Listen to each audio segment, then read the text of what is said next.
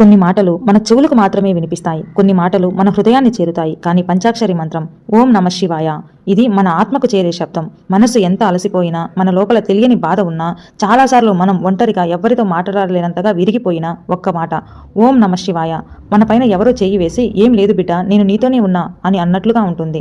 పంచాక్షరి మంత్రం ఎందుకంత గొప్పదో తెలుసా? మన హృదయాన్ని శుభ్రపరిచే శబ్దం ఓం నమః శివాయ. ఈ మంత్రాన్ని పలికిన క్షణం మనలోని భయం, బాధ, ఒంటరితనం గాలిలా ఎక్కడో పోతాయి. శివుడి దయ మన మనస్సులో నెమ్మదిగా వెలుగుతుంది. ఓం అనగా శ్వాస లోపలికి దిగుతుంది, శివాయ అనగా శ్వాస బయటికి వస్తుంది. అలా శ్వాసే శివుడిలాగా మారిపోతుంది. మనలోని కలకలం క్రమంగా నిశ్శబ్దమవుతుంది.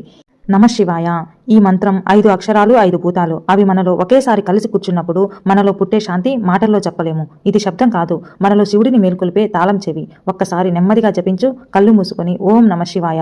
మొదట పలుకులోనే మన లోపల కొంచెం వెలుగు పుడుతుంది. రెండవసారి ఓం నమః శివాయ శరీరం తేలికగా అనిపిస్తుంది. మూడవసారి ఓం నమః శివాయ మనలో ఎక్కడో దాగి ఉన్న శాంతి కన్నీటి రూపంలో బయటకు వస్తుంది. అది దుఃఖం కాదు, అది శివుడి యొక్క స్పర్శ. జీవితంలో ఎన్నో తుఫాన్లు వచ్చినా మనసు నిలకడగా ఉంటే ఏదీ మనల్ని కూల్చలేదు. పంచాక్షరి మంత్రం మనకు అదే బలాన్ని ఇస్తుంది. మన హృదయానికి ధైర్యం, మన నిర్ణయాలలో స్పష్టత, మన మాటలలో మాధుర్యం, మన ఇంటికి శాంతి, మన జీవితానికి దిశ. ఇవి అందించేది ఎప్పుడూ శబ్దం కాదు, శివుని యొక్క శక్తి. చివరిగా ఒక మాట ఓం నమః శివాయ. ఇది జపం కాదు, మనస్సుని చేతులు జోడించి శివుడి దగ్గరగా నిలబెట్టిన క్షణం.